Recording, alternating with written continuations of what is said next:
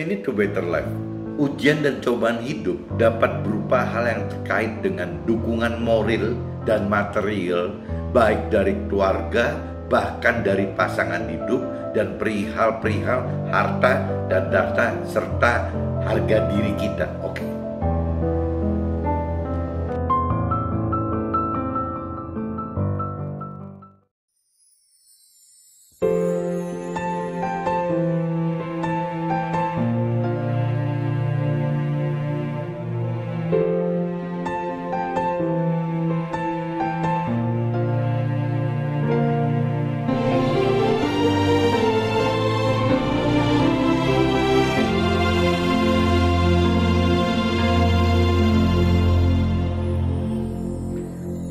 Sekalipun melupakanku, kau menuntun langkahku.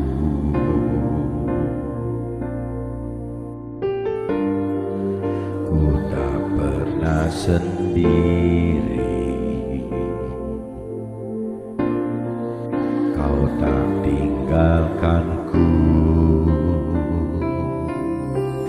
Sekalipun melupakanku, kau menuntun langkahku.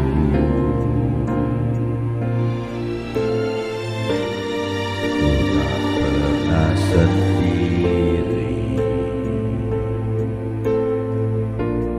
ku tak tinggalkanku.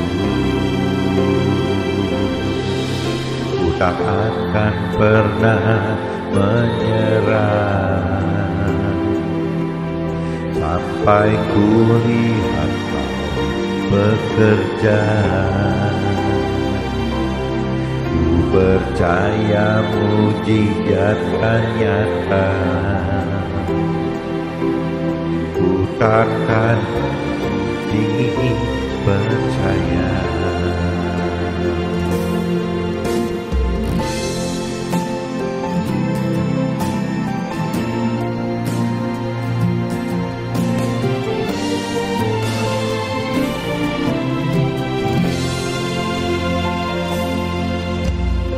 Sekalipun melupakanku,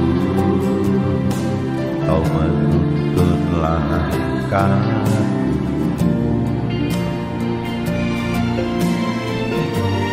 Ku tak pernah sendiri, kau tak tinggalkanku.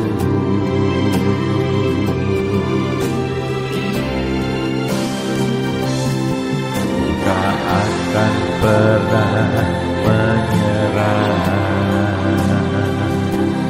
sampai ku lihat kau bekerja. Ku percaya mujizat akan nyata. Ku takkan berhenti percaya.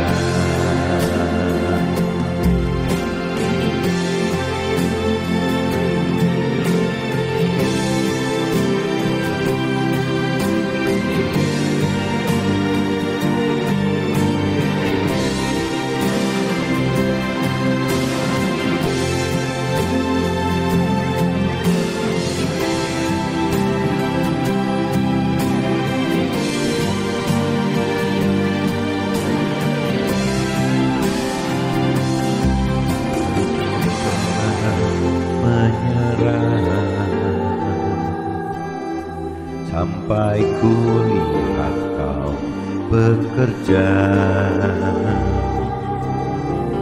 Ku percaya mujizat akan nyata. Ku takkan berhenti percaya.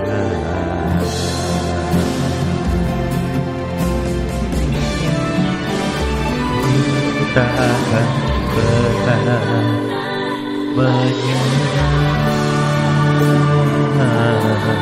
sampai ku lihat kau bekerja. Ku percaya mujizat kan nyata. Ku takkan berhenti percaya. Ku takkan berhenti percaya. Ku takkan berhenti percaya.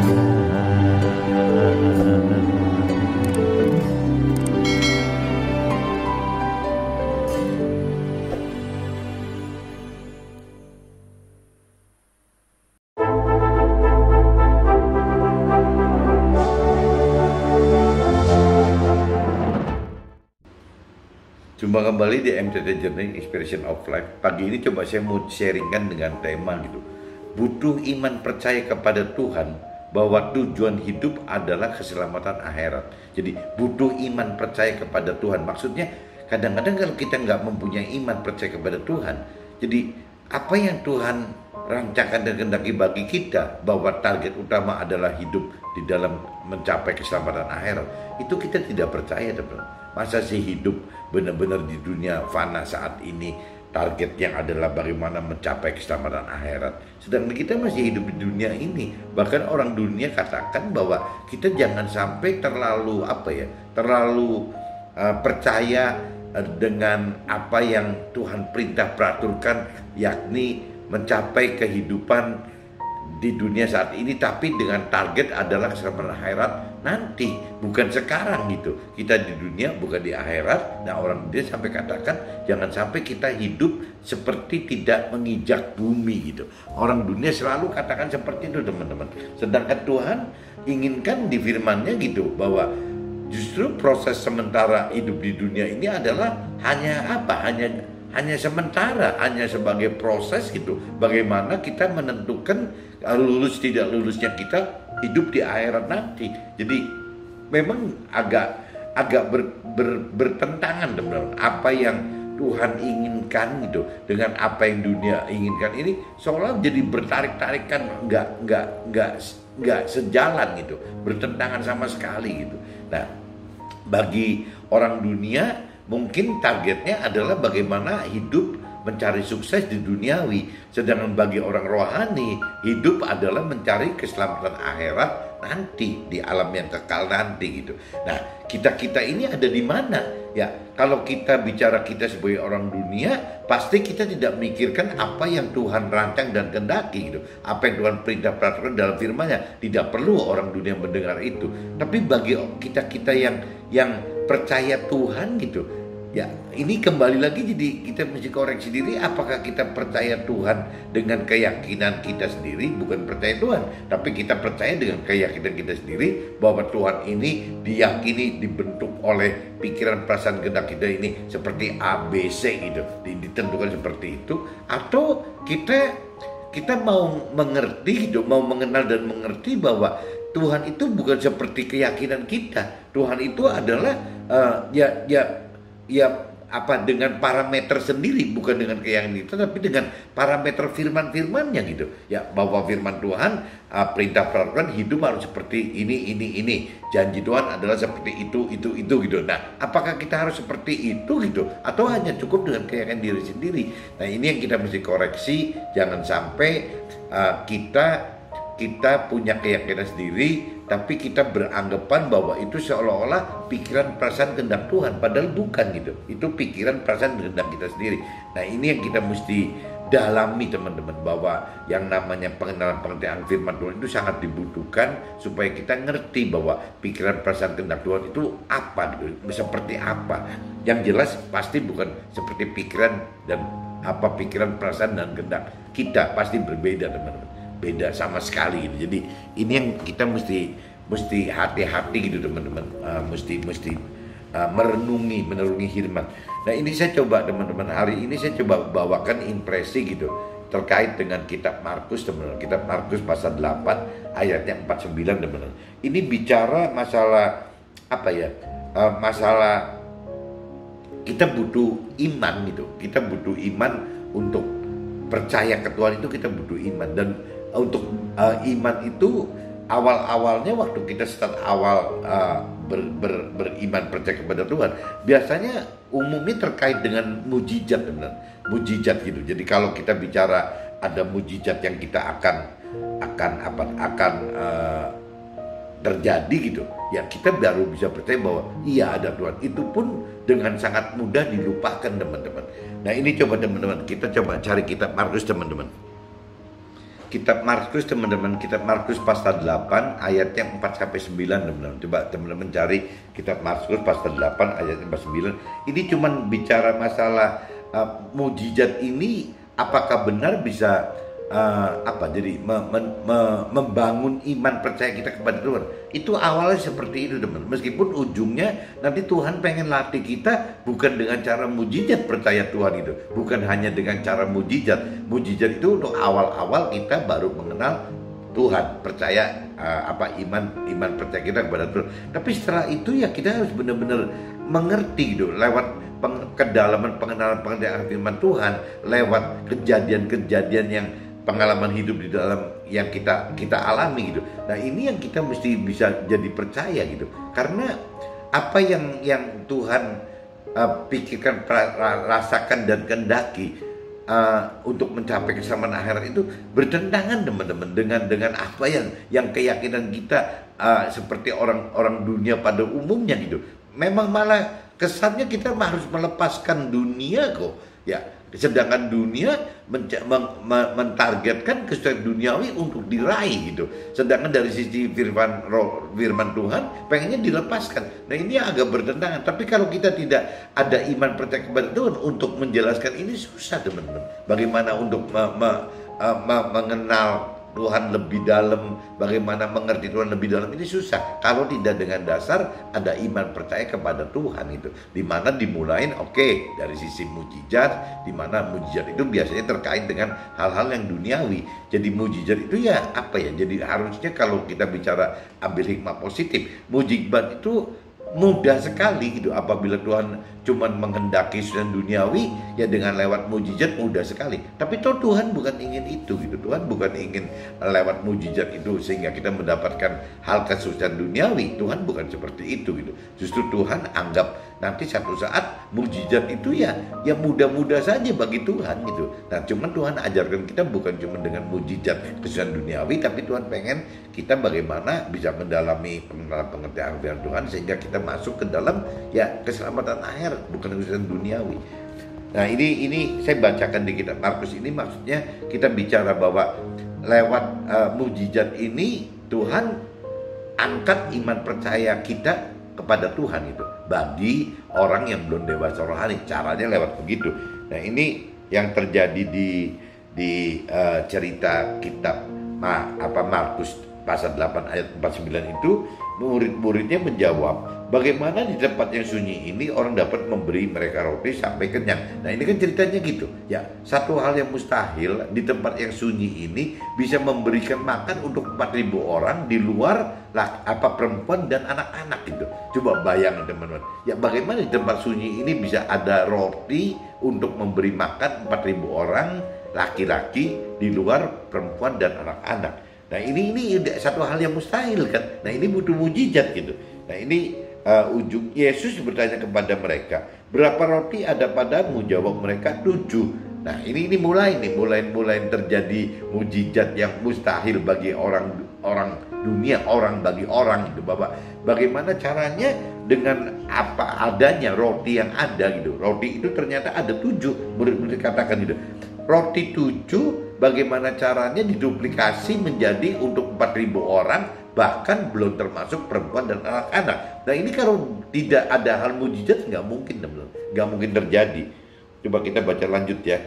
Lalu Yesus menyuruh orang banyak itu duduk di tanah. Sesudah itu ia mengambil ke-7 roti itu, mengucap syukur, memecah-mecahkannya dan memberikannya kepada murid-muridnya untuk dibagi-bagikan, dan mereka memberikannya kepada orang banyak itu, 4.000 orang belum termasuk perempuan dan anak-anak itu. Mereka juga mempunyai beberapa ikan, dan sesudah mengucap berkat atasnya, ia menyuruh supaya ikan juga dibagi-bagikan. Jadi bukan cuma roti yang 7 roti itu, ikan sedikit pun dibagi-bagikan, teman-teman. Dan mereka makan sampai kenyang. Kemudian orang mengumpulkan potongan roti yang sisa sebanyak 7 bakul. Coba bayangin, ini untuk makan 4.000 orang di luar perempuan dan anak-anak. Sisa dari roti dan ikan itu 7 bakul. Padahal awalnya kan dari 7 ikan gitu, 7 roti dan beberapa ikan kecil gitu. Ini bisa sisanya menjadi 7 bakul. Nah ini kan hal yang mustahil. Nah hal mustahil ini bagi orang-orang yang masih belum dewasa ini dibutuhkan. Yang bahwa ini menyatakan bahwa Tuhan itu ada gitu, bahwa kekuasa firman Tuhan itu ada gitu. Mereka itu kira-kira 4.000 orang, lalu Yesus menyuruh mereka pulang. Jadi intinya gitu teman-teman. Saya mulai buka dengan kitab Markus 8:49 itu maksudnya ya butuh iman percaya kepada Tuhan bahwa tujuan hidup adalah keselamatan akhir. Tujuan hidupnya adalah keselamatan akhir bagi rohani, bagi Tuhan, bagi firman Tuhan itu. Tapi bagi kita, bagi orang dunia dan bagi kita yang masih punya keyakinan diri sendiri, apakah benar bahwa tujuan hidup itu adalah keselamatan akhirat itu? Nah ini maksudnya butuh iman percaya teman-teman. Untuk butuh iman percaya itu butuh latihan dari awal ya lewat mujizat yang tadi cerita di kitab Markus tadi gitu. Nah ini saya coba ajak teman-teman kaitkan dengan kitab Lukas teman-teman. Kitab Lukas pasal 14 ayat 25 sampai 35.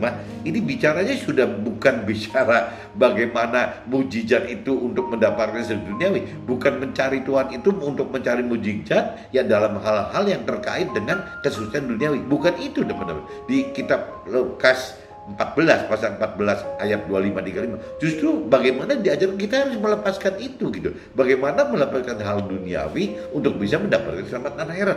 Jadi bertentangan teman-teman, bertentangan sama sekali gitu. Jadi mujizat itu hanya untuk membuktikan bahwa Tuhan itu ada supaya iman percaya kita timbul. Nah nanti harus disusul dengan kedalaman pengenalan pengertian akan firman Tuhan dan bagaimana meningkatkan level iman percaya kita kepada Tuhan dalam hal melakukan firman-firman Tuhan. Nah di situ nanti terlihat bahwa target kita itu bukan bagaimana mencari kesusahan duniawi parameternya, tapi bagaimana ya mencari keselamatan akhirat. Dan syarat untuk mencapai keselamatan akhirat salah satunya adalah melepaskan hal-hal kesusahan duniawi gitu. Nah ini kan jadi berbalik teman-teman. Coba saya bacakan dulu teman-teman di kitab Lukas, coba teman-teman cari kitab Lukas pasal 14 teman-teman, ayatnya 25 sampai 35. Judul paragrafnya segala sesuatu harus dilepaskan untuk mengikuti Yesus. Nah ini kalau saya universalkan, segala sesuatu harus dilepaskan untuk mengikuti melakukan firman Tuhan gitu. Jadi ini bukan hal mudah teman-teman. Ini bagi orang dunia ini konyol sekali gitu. Nah ini pada suatu kali banyak orang berduyun-duyun mengikuti Yesus dalam perjalanannya. Sambil berpaling ia berkata kepada mereka, jikalau seorang datang kepadaku dan ia tidak membenci bapaknya, ibunya, istrinya, anak-anaknya, saudara-saudaranya laki-laki atau perempuan, bahkan nyawanya sendiri, ia tidak dapat menjadi muridku. Nah ini aja sudah di ayat 26 aja udah aneh teman-teman ya. Masa sih apa untuk melakukan firman itu harus seperti ini gitu. Nah ini kalau tidak dimengerti secara lebih dalam ya dianggap ini kok seperti ajaran yang kurang benar ya. Kok ngajarin orang membenci bapaknya, saudaranya, istrinya, anaknya gitu. Kok suruh dibenci gimana gitu. Maksudnya bukan seperti itu sebenarnya teman-teman. Setelah kita lebih mengerti firman Tuhan yang maksudnya Tuhan itu ya kalau kita mengasihi segala sesuatu di luar Tuhan itu dengan lebih mengasihi Tuhan lebih utama, maka kita akan lebih komit gitu. Kita akan lebih takut mengasihi yang lain gitu. Karena kita kasihnya nomor satunya kepada Tuhan. Jadi kita mengasihi Bapa kita karena Tuhan. Karena Tuhan yang memang perintahkan ya bahwa kalau kamu mengasihi Tuhan ya kamu harus ngasihin bapaknya tuh. Kalau ngasihin Tuhan ya ngasihin ibunya. Kalau ngasihin Tuhan ya ngasihin istrinya, ngasihin anaknya, ngasihin saudaranya. Maksudnya gitu loh. Jadi bagaimana caranya firman ini didalami lebih pengertian dan pengenalan dan pengertiannya bahwa maksudnya mengasihi, membenci itu seperti itu. Bagaimana kita bisa mengasihi Tuhan lebih daripada mereka semua dengan maksud supaya waktu kita mengasihi mereka ya mengasihi mereka karena memang perintahnya Tuhan sehingga kita lebih taat dan takut gitu. Intinya gitu teman-teman. Jadi bukan dicerna sementah itu gitu. Barang siapa tidak memikul salibnya dan mengikut aku, ia tidak dapat menjadi muridku. Jadi siapa yang tidak berani melakukan firman Tuhan dengan konsekuensi yang waktu melakukan firman Tuhan itu timbul banyak permasalahan sebagai uji cobanya gitu. Yesus bilang ya jangan jadi murid saya gitu, jangan menjadi pelaku firman gitu. Sebab siapakah di antara kamu yang kalau mau mendirikan sebuah menara tidak duduk dahulu membuat anggaran biayanya, kalau cukup uangnya untuk menyelesaikan pekerjaan itu. Nah ini kan intinya gitu teman, jangan sampai kita bicara saya mau taat Tuhan, saya mau melakukan firman Tuhan, tapi sama sekali tidak mengerti akan firman Tuhan. Ya tidak pernah duduk lebih dahulu mempelajari firman Tuhan gitu. Nah ini maksudnya kurang lebih gitu. Jadi diumpamakannya bangun menara, tapi saya coba konversikan ke bagaimana kita membangun kehidupan dengan melakukan hidup dengan melakukan firman Tuhan itu. Jadi kalau kita tidak duduk dahulu membuat pengenalan pengertian akan firman Tuhan, kayaknya percuma dan itu nggak mungkin bisa terselesaikan itu. Melakukan firman Tuhan itu tidak mungkin terwujud gitu. Supaya jikalau ia sudah meletakkan dasarnya dan tidak dapat menyelesaikannya, jangan-jangan semua orang melihatnya mengejek dia. Itu banyak orang yang Tuhan-Tuhanan tapi dalam praktiknya tidak mengerti akan firman Tuhan, akhirnya konyol teman-teman. Jadi nggak beda sama orang dunia gitu, karena nggak punya dasar pengenalan pengertian firman Tuhan gitu. Jadi akhirnya ya keyakinan diri lagi, kayaknya Tuhan gini loh, kayaknya Tuhan gitu. Nah akhirnya ngawur gitu, malah ngawur sendiri, malah diketahuin orang dunia, malah bisa jadi sahabat-sahabat karibnya orang dunia karena ya tidak ada dasar-dasar pengenalan pengertian akan firman Tuhan gitu. Sambil berkata orang itu mulai mendirikan tetapi ia tidak sanggup menyelesaikannya. Atau raja manakah yang kalau mau pergi berperang melawan raja lain tidak duduk dahulu untuk mempertimbangkan apakah dengan 10.000 orang ia sanggup menghadapi lawan yang mendatanginya dengan 20.000 orang gitu. Nah ini maksudnya kan di ayat 31 juga diingatkan lagi bahwa kalau kita ingin melakukan firman Tuhan ya jelas harus mau gitu, harus mau, memang mau percaya Tuhan, memang mau mengenal Tuhan, memang mampu mengerti Tuhan, dan memang mampu melakukan firman Tuhan gitu.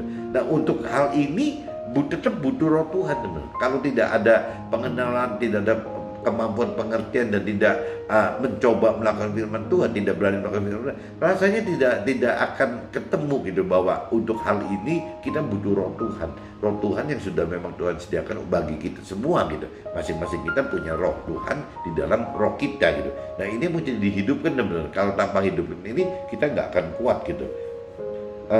Ya ini diceritakannya gitu. Jadi atau raja manakah yang kalau mau pergi berperang melawan raja lain tidak duduk dahulu mempertimbangkan apakah dengan 10.000 orang ya sanggup. Nah ini maksudnya kalau kita tidak mempertimbangkan adanya roh Tuhan di dalam kita untuk memampukan mengerti dan melakukan firman Tuhan, rasanya nonsen, percuma gitu, nggak akan mampu. Jikalau tidak, ia akan mengirim utusan selama musuh itu masih jauh untuk menanyakan cara-cara perdamaian. Demikian pula lah tiap-tiap orang di antara kamu yang tidak melepaskan dirinya dari segala miliknya tidak dapat menjadi muridku. Nah ini kan udah cantum lagi ayat 3-3-nya nih. Jadi bertentangan dengan yang tadi kan yang di kitab Markus 8:49 itu kan mengharapkan mujizat terjadi, ya itu dapat makan semua, dapat sukses duniawi semua gitu. Tapi kalau di ayat 3-3 terbalik lagi teman-teman. Demikian pula lah tiap-tiap orang di antara kamu yang tidak melepaskan dirinya dari segala miliknya, itu suruh melepaskan, tidak mungkin bisa melakukan firman Tuhan gitu. Jadi kebalik teman-teman. Jadi saya sengaja coba cari padanannya gitu bahwa Markus di kitab Markus 8 ayat 49 itu seperti itu ya, bagaimana kita bisa percaya Tuhan karena memang hal-hal yang kaitannya dengan kesuksesan duniawi. Tapi begitu masuk ke dalam Lukas yang pasal 14 ayat 25 sampai 35, ini Tuhan mengajarkan, firman Tuhan mengajarkan malah kita harus melepaskan, bukan mencari kesuksesan dunia seperti di kitab Markus yang mujizat tadi gitu. Jadi ini teman-teman harus tahu gitu bahwa itu bagi yang belum dewasa rohani perlu gitu. Tapi setelah dewasa rohani ini bukan jadi keperluan yang utama lagi gitu. Yang diperlukan adalah ya bagaimana punya kekuatan untuk melepaskan hal-hal duniawi tadi gitu. Ya supaya bisa masuk ke dalam perintah peraturan Tuhan, supaya bisa masuk ke dalam rancangan dan kehendak Tuhan, yakni ya keselamatan akhirat gitu. Di sini ayat 33 gitu, nah 34-nya garam memang baik, tetapi jika garam juga menjadi tawar, dengan apakah ia diasinkan? Tidak ada lagi gunanya baik untuk ladang maupun untuk pupuk, dan orang membuangnya saja. Siapa mempunyai telinga untuk mendengar, hendaklah ia mendengar. Nah intinya saya udah bacakan dalam kitab Markus 8 ayat 49 dan kitab Lukas 14 25 35. Ini saya cuma ini agak berbeda, agak bertentangan. Kalau yang di kitab Markus 8 tadi bicara bagaimana iman percaya itu timbul karena apa ya, karena mujizat gitu, mujizat yang kaitannya dengan hal-hal duniawi. Tapi kalau di kitab Lukas yang ayat 14, pasal 14 ayat 25 35 malah kebalik, bagaimana caranya justru kedalaman pengertian firman Tuhan itu serta keberanian kita melakukan firman Tuhan, dalam arti kata kita butuh iman ini, justru ini yang sangat diperlukan gitu, bukan mujizat itu. Kenapa? Karena targetnya yang melepaskan hal-hal yang duniawi tadi gitu. Nah ini kan jadi bertentangan gitu, orang di dunia pengennya ke sana, ke duniawi, orang firman Tuhan mengajarkan untuk ke kanan, ya untuk bicara bagaimana targetnya adalah melepaskan dunia untuk mendapatkan keselamatan akhirat. Jadi agak beda teman-teman. Nah ini saya coba teman-teman masuk ke dalam sharing saya gitu, apa yang saya alami dalam hidup saya.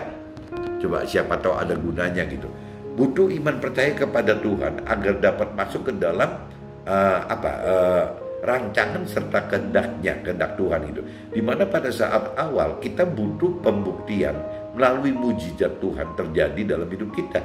Mujizat adalah kejadian yang terjadi dalam hidup kita, yang kita anggap dapat terjadi dalam kemustahilan itu. Jadi mujizat itu kan mungkin kalau dimaknai kan seperti itu, teman. Ya kita butuh satu hal yang Tuhan perbuat bagi kita yang berupa bentuknya mujizat. Nah mujizat itu adalah sesuatu hal yang memang kita nggak mampu gitu. Secara nalar kita, secara akal budi kita anggap bahwa nggak mungkin itu bisa terjadi kalau bukan karena Tuhan. Nah kita butuh itu, teman, untuk start awalnya gitu. Iman percaya kepada Tuhan dibutuhkan jika kita dapatkan pengenalan pengertian bahwa kita harus melakukan firman Tuhan, di mana segala sesuatu harus dilepaskan untuk melakukan firman Tuhan. Sementara kita masih hidup dan butuh hal-hal dunia saat ini gitu. Nah ini selalu bertentangan dengan orang-orang dunia yang bisa bikin, kalau satu mungkin kalau bicara orang yang mempunyai keyakinan diri sendiri dengan kait-kaitkan Tuhan, nah itu susah, nggak punya dasar pengenalan pengertian firman Tuhan. Tapi kalau sampai orang sudah mengenal firman Tuhan, kadang-kadang juga udah setengah hati, teman-teman, bisa setengah hati melakukannya gitu. Karena apa? Ya karena aneh gitu. Ya nggak wajar seperti yang orang-orang dunia lakukan. Firman Tuhan itu kan aneh-aneh. Ya masa sih hidup di dunia ini bukan mau bersukses duniawi, tapi malah suruh melepaskan untuk mendapatkan keselamatan akhirat. Nah ini kan bukan hal yang mungkin dianggap baik dan benar oleh dunia gitu, orang-orang dunia gitu. Tapi secara firman Tuhan, secara rohani memang menghendaki seperti itu gitu. Kenapa? Karena kembali lagi di dunia ini hidup cuma 70-80 tahun, cuma sebagai proses hidup aja. Sedangkan Tuhan menaruhkan kita peluang itu untuk hidup kekal yang tidak pernah ada habisnya, yang tidak ada ukuran 70-80 tahun tapi kekal gitu. Nah ini yang beda, teman-teman. Ini yang menyebabkan beda pola pikir antara kita sebagai manusia dengan Tuhan itu seperti itu gitu. Nah tinggal masalahnya kan siapa yang mau ngalah, kita ke Tuhan apa Tuhan ke kita? Yang jelas Tuhan gak mungkin mengalah ke kita gitu. Ya Tuhan pencipta kita, Tuhan pengen mengendaki hal-hal yang lebih kekal gitu. Jadi kita yang mestinya ngalah ngikutin Tuhan gitu. Bukan cuma ngalah, yang kita mesti percaya gitu kan. Balik lagi kita butuh iman percaya untuk bisa masuk ke dalam perancangan Tuhan, masuk ke dalam keselamatan akhirat Tuhan hendaki gitu. Nah ini saya cuma cerita awalnya seperti itu gitu. Susah sekali bagi kita, bagi orang dunia khususnya gitu, bagaimana melakukan Tuhan karena kita masih hidup di dunia. Bahkan orang dia katakan ya kita jangan kelewat ngerola, jangan kelewat Tuhan-Tuhanan gitu, jangan kelewat firman-firmanan karena kita kan masih hidup di dunia, ya masih napak di bumi. Kalau orang dunia selalu katakan gitu. Nah ini yang bikin salah, teman-teman, karena kalau selama prinsip keyakinan orang tersebut seperti ini, yang tidak akan bisa masuk ke dalam rancangan dan kehendak Tuhan. Tidak mungkin bisa taat atau takut melakukan perintah dan peraturan, nggak mungkin gitu, karena keyakinan diri lagi gitu. Nah ini yang mesti dikikis dengan cara bukan mujizat terjadi lagi, tapi dengan yang mujizat berupa kedalaman pengenalan firman Tuhan. Nah itu boleh gitu. Kita minta pengenalan firman Tuhan, kita minta Tuhan kasih pengertian itu supaya kita mampu mengerti gitu. Dan setelah mengerti, ya pasti ujungnya ada roh Tuhan yang terkait. Ya kita hidupkan roh Tuhan. Waktu kita hidupkan roh Tuhan, baru kita akan mampu melakukan firman Tuhan. Muter-muternya gitu teman-teman. Firman katakan dalam Lukas 14:27 yang tadi ya, Lukas 14:27, bahwa ini kan aneh sekali teman-teman. Lukas 20, barang siapa tidak memikul salibnya dan mengikut aku, ia tidak dapat menjadi muridku. Jadi barang siapa yang tidak tahan gitu, tidak tahan memikul salib, kan mereka tidak tahan derita gitu, tidak tahan duka cita, tidak tahan penindasan, tidak tahan cemoohan, tidak tahan ya segala macam gitu. Ya kalau kita tidak tahan menghadapi hal-hal yang sebagai ujian hidup kita, cobaan hidup kita, ya nggak mungkin bisa ngikutin melakukan firman itu. Firmannya sudah katakan begitu di kitab Lukas gitu, kitab Lukas pasal 14:27 itu nyatakan begitu. Jadi ya kita aja tinggal mau lanjut apa tidak gitu. Ya kembali lagi kita mau lanjut apabila kita bisa punya iman percaya kepada Tuhan gitu. Kalau tidak susah gitu. Iman percaya kepada Tuhan yang diawali dengan mujizat nggak apa-apa, tapi kalau diteruskan kan berujungnya kan bukan masalah mujizat lagi, tapi kedalaman pengenalan, pengertian dan keberanian melakukan firman. Kuncinya ada di situ, bukan di mujizat gitu. Jika kita tidak berani tanggung beban ujian dan percobaan hidup serta alami duka cita, maka kita tidak akan mampu melakukan apa yang diperintah dan diperaturan firman Tuhan itu. Kuncinya itu teman-teman. Jadi di firman yang tadi di kitab Lukas 14:27 itu Tuhan nyatakan seperti itu. Ya kalau memang kita mau menghindar dari konsekuensi itu ya susah gitu melakukan firman Tuhan gitu. Ujian dan cobaan dapat berupa hal-hal yang terkait dengan dukungan moral dan material dari keluarga, bahkan dari pasangan sendiri, kehidupan pasangan kita gitu. Dan terkait juga dengan terkait dengan perihal harta, perihal dengan tahta, bahkan harga diri teman-teman. Jadi ini diingatkan lagi bahwa ujian cobaan ini dapat berupa hal-hal yang terkait dengan dukungan moral gitu dan material dari keluarga, bahkan dari pasangan kita sendiri, pasangan hidup kita, terkait juga dengan harta dan harga diri. Ini yang menyebabkan duka cita kan ini teman. Kita tahan nggak gitu ngadepin ini gitu. Kalau kita tidak menghadapi ini ya kita gagal melakukan firman Tuhan, berarti gagal, tidak lulus untuk apa yang Tuhan rancang dan targetkan gitu. Apa yang keselamatan akhirat tadi di dalam sorga gitu. Semua hal tersebut akan jadi rintangan saat kita akan melakukan firman Tuhan tanpa kemauan mendalam ya kemauan untuk mendalami pengenalan akan firman Tuhan dan tanpa kemampuan mengerti gitu dengan benar akan firman Tuhan, maka kita akan terhenti melakukan firman Tuhan gitu. Jadi kalau kita tidak mempunyai kemauan yang keras gitu untuk mau mengenal firman Tuhan, atau kita tidak punya kedalaman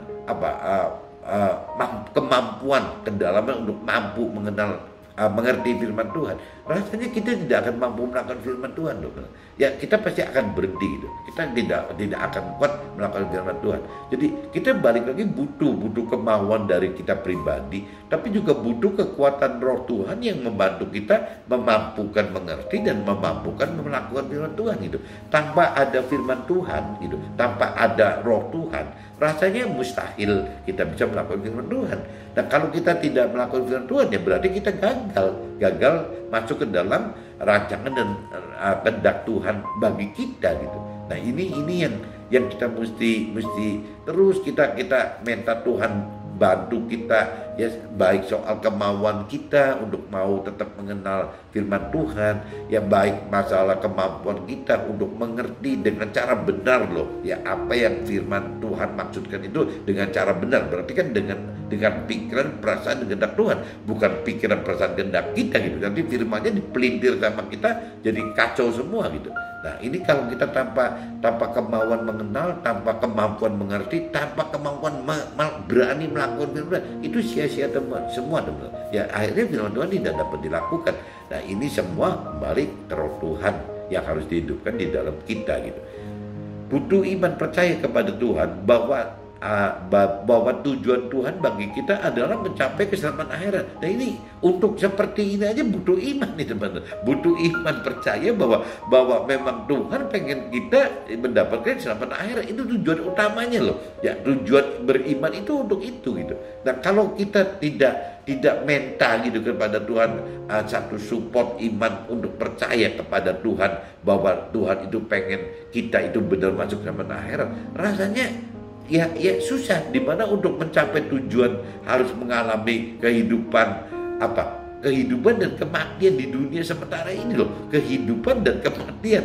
Ya, hidup dalam arti kata kita hidup di dunia, mati karena kita ya mati karena harus melepaskan dunia gitu. Jadi hidup di dalam dunia ini tapi mati harus melepaskan dunia ini. Nah ini bagaimana gitu? Ini kalau kita tidak lalui sebagai proses yang harus dilalui sebagai penentuan kita berhasil lulus atau gagalnya, ya susah teman-teman. Bagaimana kita bisa melakukan firman Tuhan? Bagaimana kita bisa masuk dalam rancangan dan kehendak Tuhan yang untuk mencapai keselamatan akhirat tadi gitu. Jadi itu susahnya gitu teman-teman. Karena kita hidup di dunia ini, ya kalau kita tidak totally ikut Tuhan gitu, tidak totally taat dan takut Tuhan, akhirnya masalah hal-hal duniawi ini yang membuat halangan buat kita, membuat rintangan buat kita gitu.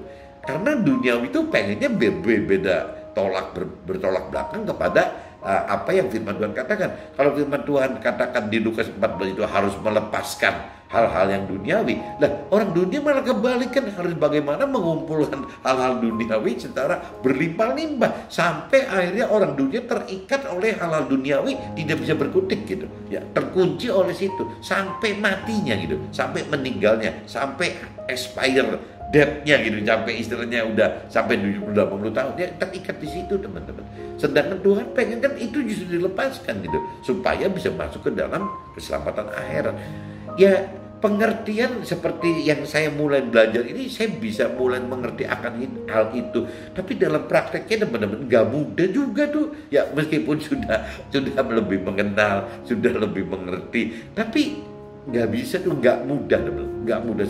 Kenapa? Karena lingkungan kita yang membuat kita begitu. Kita bisa jadi seperti terkucil loh apabila kita benar melakukan apa yang firman Tuhan katakan. Kita ini tersudut gitu, terkucil di satu posisi yang nggak enak sekali gitu, dianggap aneh. Ya kok begini gitu, orang nggak waras gitu, masa sih kok melepaskan dunia, bukannya orang dunia lagi ngumpulin harta dunia berlimpah-limpah untuk mencari target sukses duniawi gitu. Tapi kalau dari firman Tuhan katakan di Lukas tadi malah kebalik kan, bagaimana cara melepaskan hal duniawi gitu. Nah ini yang mana yang benar gitu. Nah waktu kita bicara benar, akhirnya kita mau parameternya apa? Kalau parameternya banyak-banyakan pendapat, ya pasti orang rohani kalah teman. Karena yang firman Tuhan katakan memang banyak yang diundang tapi sedikit yang dipilih, memang sedikit sekali gitu. Jangan-jangan perbandingannya 1:1000, 1:1.000.000, 1:10 banyak yang bicara dari sisi duniawi gitu. Jadi ya kalau ikut Tuhan ya memang harus ada satu kekuatan yang dari Tuhan gitu ya, roh Tuhan tadi yang bisa mencapai keselamatan akhirat yang Tuhan inginkan bagi kita. Intinya gitu teman-teman. Jadi kembali lagi saya ingatkan di temanya bahwa butuh iman percaya kepada Tuhan, bahwa tujuan hidup adalah keselamatan akhirat. Ini baru bicara itu saja loh. Ya bahwa Tuhan itu pengen kita mendapatkan keselamatan akhirat. Ini aja butuh iman teman-teman. Kalau tanpa ada iman percaya kepada Tuhan, kita nggak bisa kok. Kenapa? Karena balik lagi target orang dunia bukan keselamatan akhirat. Target orang dunia adalah keselamatan duniawi. Jadi kalau kita bicara minta pendapat orang-orang yang di luar kita yang tidak mendalami pengenalan pengertian firman Tuhan, tidak melakukan firman Tuhan, yang susah. Ya kita akan terjebak di posisi pola pikir orang dunia atau minimal di keyakinan diri kita sendiri yang belum tentu dengan pengertian yang benar dari apa yang firman perintah peraturkan. Intinya gitu teman. Mudah-mudahan sharing ini bisa berguna. Jadi teman-teman mesti tetap belajar beriman percaya walaupun hanya untuk mengiyakan dan mengaminkan bahwa target Tuhan bagi kita adalah keselamatan akhirat. Oke teman-teman, see you, bye-bye.